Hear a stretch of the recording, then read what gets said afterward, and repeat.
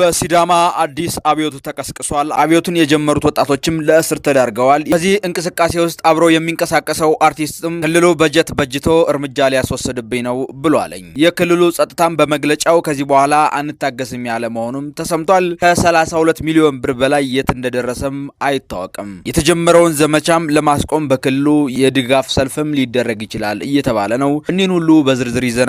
አብራችሁን ቆዩ። የቀድሞው የደቡብ ክልል አንድ አካል በኋላም ሲዳማ በሚል የክልል ስያሜ ተሰጥቶት መቀመጫውን አርባ ምንጭ ያደረገው የክልሉ መስተዳድር በአቶ ደስታ ሊዳሞ የሚመራው ክልል በአርቲስቶች የተጀመረው ዘረፋ ይቁም የሚል አብዮት ወጣቶችም ተቀላቅለውበታል። በክልሉ አመራሮች በኩልም ስጋትን ከፈጠረ ሰነባብቷል። የፈጠረው ስጋትም መግለጫ እስከማውጣትን ደርሷል። የብሔረሰቡን የክልል ጥያቄ ሲመራው የነበረው የዞኑ አስተዳዳሪ የነበሩት በኋላም የክልል አስተዳዳሪው ነው የስልጣን ፍላጎታቸውን ያሳኩ ሲሆን የሲዳማ ህዝብ የክልል ጥያቄውን እንዲደግፍና ወደ አመጽ እንዲገባ ክልል ስቶን አርባ ምንጭ ያንተ ብቻ ትሆናለች፣ የራስ በጀትም ይኖራል፣ በርካታ የስራ ዕድሎችም ይፈጠራሉ በማለት ወጣቶችን ከጎናቸው አሰልፈው ብሔረሰቡን በክልልነት ራሳቸውን ደግሞ ከዞን አመራርነት ወደ ክልል አመራርነት ያሳደጉ መሆኑ የሚረሳም አይደለም። ዛሬ ላይ ግን ነገሩ ተቀይሮ ትላንት ሲሉት የነበረውን ረስተው ብሔረሰቡ ዞን እያለ የሚያገኛቸውን መሰረተ ልማት ክልል ሆኖ እንኳን ሊያገኛቸው አጥቷቸዋል። ታዲያ ዘረፋ ይቁም፣ ከዚህ በኋላ አንታገስም፣ ዘረፋ ይቁም የሚለው አብዮት በአርቲስቶች በኩል የተጀመረ ሲሆን ከዚህም መካከል በደቡብ ህዝብ በኩል ተቀባይነት ያለው አርቲስት ዮሐንስ በቀለ ቶኪቻው በብዙ ማህበራዊ ሚዲያዎች በመቅረብ ዘረፋ ይቁም፣ እንደ ክልል ተወላጅ የክልሉ ህዝብም ለውጥ እንፈልጋለን በማለት በክልሉ አመራሮች ላይ ጠንከር ያለ ትችትን እየሰነዘረ ሲሆን ጉዳዩን ትኩረት ያልሰጠው የክልሉ መንግስት በኋላ ግን ወጣቶች ሲቀላቀሉበት ድንጋጤን የፈጠረበት ሲሆን የነ ቶኪቻውን እንቅስቃሴ ተከትለው የተቀላቀሉ ወጣቶችንም ማሰሩ ተሰምቷል። ክልሉ ከተቋቋሙ ወዲህ በርካታ በጀቶች በውስን አመራሮች እንደሚዘረፍ የተነገረ ሲሆን በቅርቡ እንኳን አዲስ አበባ በአድዋ ሙዚየም የተካሄደውን የብልጽግና ፓርቲ ሁለተኛ መደበኛ ጉባኤ የሚካሄደው በአርባ ምንጭ ነው፣ በጀት ያስፈልጋል በማለት የክልል አመራሮች ለ36 ወረዳዎች አቅጣጫ በማውረድ ከ30 ሚሊዮን ብር በላይ ሰብስበው ከመንግስት የፋይናንስ ስርዓቶች ለግል ጥቅማቸው መዋላቸውን ሌላ የዘራፊነታቸው መገለጫ ነው ተብሏል። ምክንያቱም በአድዋ የሚካሄደውን ሁለተኛ የብልጽግና መደበኛ ጉባኤ በአርባ ምንጭ ይካሄዳል ብሎ በጀት መሰብሰብ በራሱ ይህ ህገወጥነት ነው። የክልሉ መንግስት ሐሳቡን ከተቃወሙት ግለሰቦችና ቡድኖች ጋር በሰለጠነ መንገድ ከመወያየት ይልቅ ቡድኑን ሊቃወም የሚችል ሌላ ቡድን የማደራጀት ስራ ላይ ነው እየተሰማራው። ለዚህ ደግሞ የሰራውት ስራ በእናንተ ይገለጽልኝ በማለት በሽልማት ሰበብ በጀት የተሰጣቸው የክልሉ የኪነ ጥበብ ሰዎች ተጠቃሽ ናቸው። እስኪ ቪዲዮውን አይተን እንመለስ።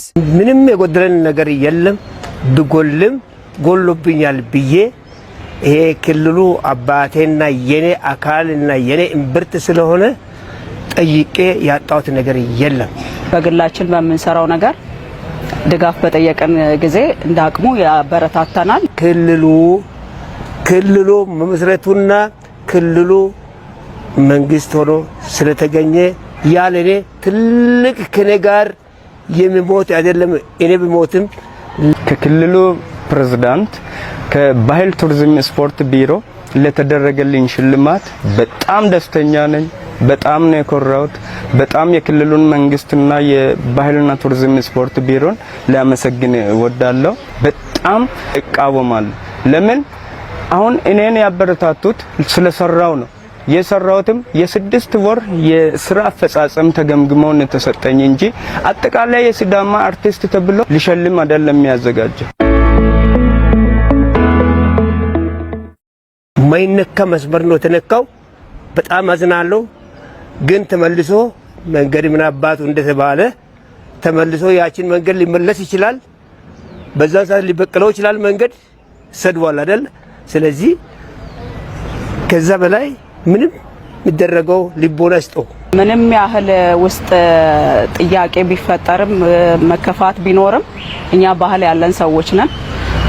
አፊኒ የሚባል ትልቅ ስርዓት ያለን ሰዎች ነን። እንደዛ ያለ ቁጣ እንደዛ ያለ ነገር መበደል ቢኖር አፊኒ ሰማችሁ ብለን ለትልልቅ ሰዎች ሽማግሌዎች የሀገር ሽማግሌዎች ያሉንንና እዛም በዛም ሜተድ መጠቀም ይቻል ነበር። ከቅርብ ጊዜ ወዲህ በተለያዩ ሚዲያዎች ላይ እንደምንሰማው የተነሱ ሐሳቦች ነበሩ። ምናልባት ይሄ ግንዛቤ እጥረት ነው ነው ብዬ የሚወስደው። የክልሉ መንግስት ሽልማት በሚል በሰጣቸው ድጋፍ ልክ እንዲናገሩ ያደረጋቸው ሲሆን ንግግራቸውንም ሚዲያ ላይ አውሎታል። ታዲያ ሽልማት ተደረገልን ብለው ንግግር ያደረጉት የኪነ ጥበብ ሰዎች በሲዳማ ክልል የተፈጠረውን ችግር ለማያውቀው ሰው እንኳን አድምጦ መረዳት በሚችልበት መልኩ ያለ የሌለ የንግግር አቅማቸውን ተጠቅመው የክልሉን አመራር ሲያሞግሱት ተደምጠዋል። ክልሉ የተነሳበትን ተቃውሞ ለማስተካከል ያን ቡድን በሌላ ቡድን ለመቃወም የራሱን ቡድን እያደራጀ ሲሆን ቡድን የማደራጀት ስራውንም አላቆመም። ቀጥሎ ደግሞ ምክክር ያደረገው ከክልሉ ባለሀብቶች ጋር ነው። እኒህ ባለሀብቶች በቱሪዝምና በሆቴል ዘርፉ አርባ ምንጭ ስትዳከም አልተናገሩምም፣ ይናገራሉ ተብሎም አይጠበቅም። ምክንያቱም በክልሉ የሚደረገው ዘረፋ ተሳታፊ መሆናቸው የተረጋገጠ ነው። በተለይም በኮንስትራክሽን ዘርፍ የተሰማሩ ባለሀብቶች በአንዲት ትንሽዬ ቢላ ቤት ለብልጽግና ቢሮ ግንባታ በሚል ከአመራሩ ጋር በመሆን 11 ሚሊዮን ብር ማወራረዳቸው የሚዘነጋም አይደለም።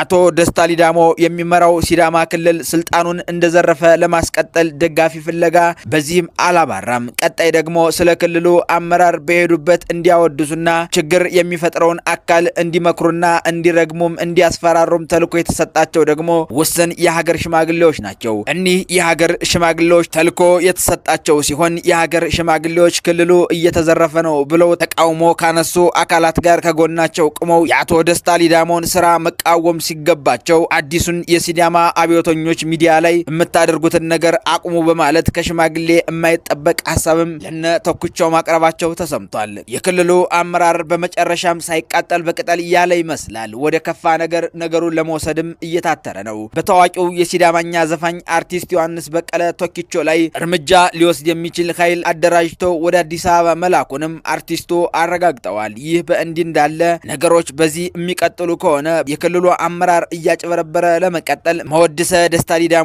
የሆነ የድጋፍ ሰልፍ እንደሚያደርግም እየተነገረ የሚገኝ ሲሆን የክልሉ የጸጥታ ቢሮም ከጉዳዩ ጋር በተያያዘ ጋዜጣዊ መግለጫ ሰጥቷል። መግለጫውም የክልሉን ሰላም ለማወክ በማህበራዊ ሚዲያ ግጭት የሚቀሰቅሱ አካላትን አይቼ ዝም አላልኩም፣ በሆደ ሰፊነት እየተከታተልኳቸው ነው፣ ከድርጊታቸው የማይቆጠቡ ከሆነ ግን አንታገስም ብለዋለኝ።